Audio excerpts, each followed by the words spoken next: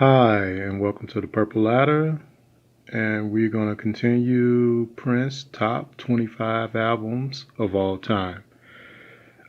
Before I get to that, I just want to say these albums are half based on my opinion, and it was a 2008 feature in Wilson and Elroy's record reviews where they reviewed all Prince albums, and this was amazing.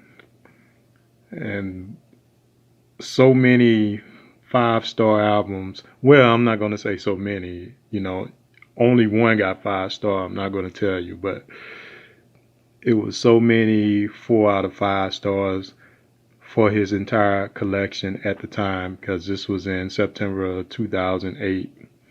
And this was Wilson Elroy's record reviews on that website. I don't know if that website is still around. That was 14 years ago.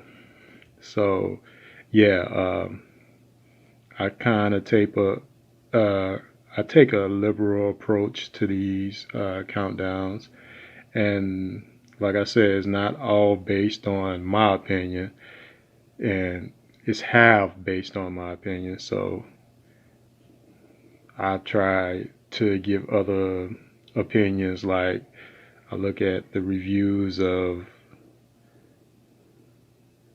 at the Rolling Stone and different other reviews, but hey, you won't be disappointed. So on with the countdown. This is the top 10, and coming in at number 10 is Dirty Mind. Dirty Mind was the third studio album from Prince, and it it was released in October 1980, and basically it sounded more like a demo. It had a rough cut, but I tell you, it was one of his greatest albums of that decade, and really his first masterpiece, his first great album. And I'm not going to spend a lot of time on these, reviews, but from top to the finish, to the closer, it was all about sex. I say the closer track was totally different because it was the first hint of Prince being political. But this album starts off with Dirty Mind, and it gets crazy when it gets to Head and Sister. Shock value on 10. But yeah, it's one of his first great albums. So like I said, that is coming in at number 10. If you haven't got it, get it or listen to it, man. It's one of the best.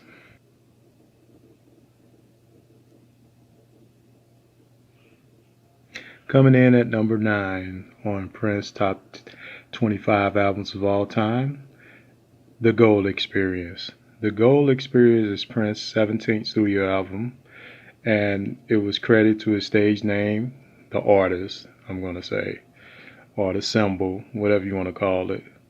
The album was produced entirely by Prince and released September 26, 1995 by NPG Records and Warner Brothers. The album charted at number 6 on the Billboard and at number 2 on the R&B albums chart. The Most Beautiful Girl in the World, I Hate You, and Gold was the singles released on the Billboard Top 100. Number 3 on the pop charts was The Most Beautiful Girl in the World. So, yeah, that we know the controversy, or the controversy. We know that. We know, at the time what Prince was going through. But if this album was released like it should have been released at the time, it would have been one of, far as mainstream audience, it would have been one of his best, but it didn't come off that way. So we had to wait a couple of more years, but it still was a great album. this album is one of the hardest to find. And like I tell you, from the start to finish, I love this album. I put it at number 9. One of my favorite songs on here is Gold.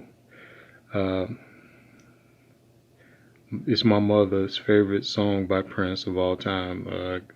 May God rest her soul. I love this, man. I love this track. So you won't go wrong in some of the songs. You get Prince staples. You get Prince even more shocking with P Control.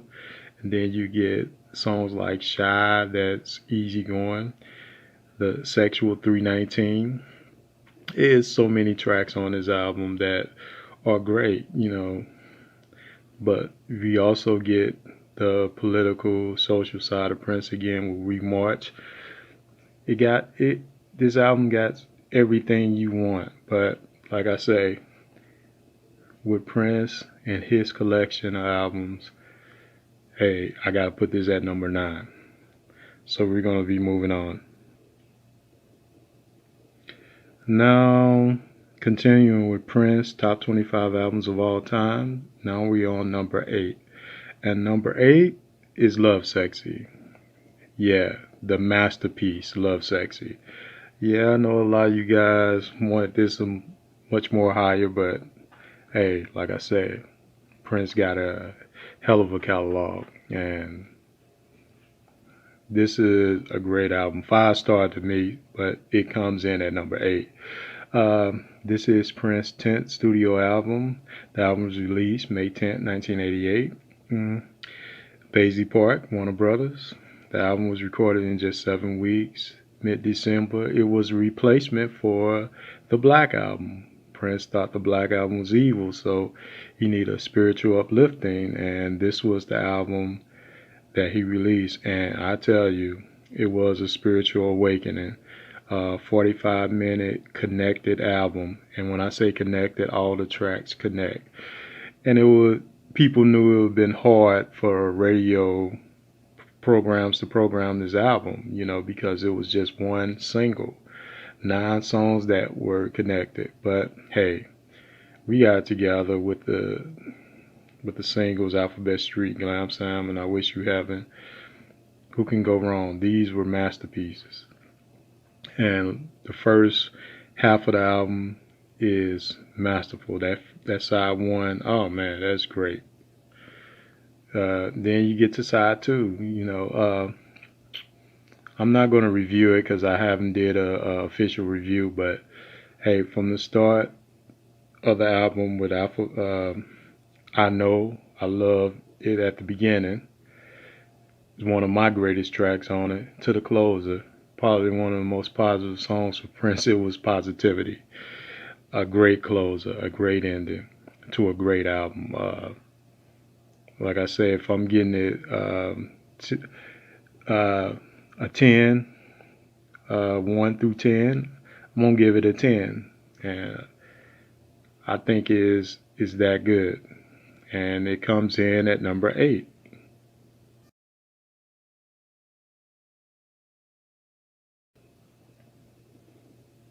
And we continue the countdown of Prince top 25 albums of all time. And coming in at number 7 is the Symbol album. Yes, the Symbol album.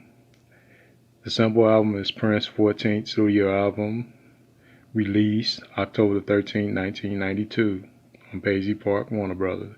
It was originally conceived as a fantasy rock soap opera, quote, with various spoken segues throughout, with its storyline becoming the basis of the direct-to-video film 3 Chainz to Go. Remember that. It was great. It contains elements of R&B, pop, soul, funk, and rock styles. The official title of the album is an unpronounceable symbol depicted on its cover art, which Prince copyrighted under the title Love Symbol 2 and adopted as his stage name from 1993 to 2000. We know that. We know the story. And he, going through this mode, you missed out on a lot of good Prince music. But this album is one of his best. And I tell you, the sound alone is great. The production alone is great, you know, and the tracks is off the chain. And it's a pure masterpiece. And like I say, when you get into 90s Prince, you get that better sound. And what was so great about this album, they did a lot of playing. You had true players on here, and one of the best lineups of Prince's career. Man, Levi slayed it on guitar. Mike Bland slayed it on drums. One of my favorite drummers. I'll get to that in another countdown. You know who my favorite drummer is of all time, but yeah, I reveal it in the countdown. But Mike Bland slayed it. You got Sonny T, one of the best musicians of all time and mentor to Prince. What can you say? What can you say about I think Morris Hayes or Barbarella doing the keys, slanted keys, man, they were players. This album was so versatile. And I can't, some of the tracks I still can't stop listening to today. Tracks like Damn You, Seven. Oh man, amazing. God Created Woman, Blue Light. I can go on and on and on. I haven't did a review, but like I said, at number 7, were you in the top 10? These are all masterpieces. So you can't go wrong with this masterpiece. Love Symbol comes in at number 7 of Prince all-time albums, top 25 albums from Prince. All right, we continuing with Prince top 25 albums of all time, and coming in at number 6 is Around the World in a Day, one of my personal best. I love it. Around the World in a Day is the 7th studio album by Prince, and the second release where his backing band, The Revolution, is built. It was released April 22nd, 1985 by Paisley and Warner's, departing somewhat from the commercial sound of the previous album. We know the previous album was Purple Rain. Massively successful Purple Rain. The album instead saw Prince experiment with psychedelic styles and more opulent textures. In compliance with Prince's wishes, the record company released the album with minimum publicity, withholding accompanying singles until almost a month after the album's release. Remember that. I'm going to get to it, this was an album that Prince could have promoted it insanely, milked it for what it was, but he could release a different type of album, milking the Purple Rain success, or releasing more singles from Purple Rain. But Prince didn't go to that format. This album was still successful. You know, I think it was double platinum, triple platinum. You know, worldwide sales maybe at 7 million. I don't know. Like I said, I haven't did an official review yet, but with Raspberry Beret being the first single, went to number 2 on the Billboard. This was a great song. My personal best and my all-time favorite song is Pop Life. Love it. Love it. But from the side 1 of this album, except for Tambourines, I say 3 of those first 4 songs are powerhouses. Paisley Park is an alright song. Going to the second side, the first 3 are powerhouse. And Temptation is an alright song, but the first 3 are powerhouses. And Temptation is a lot of people's favorite, But you know, it's not one of my favorites. But I tell you, man, musically and production wise, it's a great album. It's just people compare it too much to Sgt. Pepper or the psychedelic era. Come on. A few songs sound like that, but a lot of these songs has its own style. You know, songs like The Ladder and Pop Life, totally different. Love this album and never stop listening to this album today. And it comes in at number 6. We're going to return with the top 5 albums of Prince of all time. It's going to be a lot of surprises. So stick with me as I leave you with peace. God bless. Like, comment, subscribe. Yes, and I'll see you in the next video. Thank you.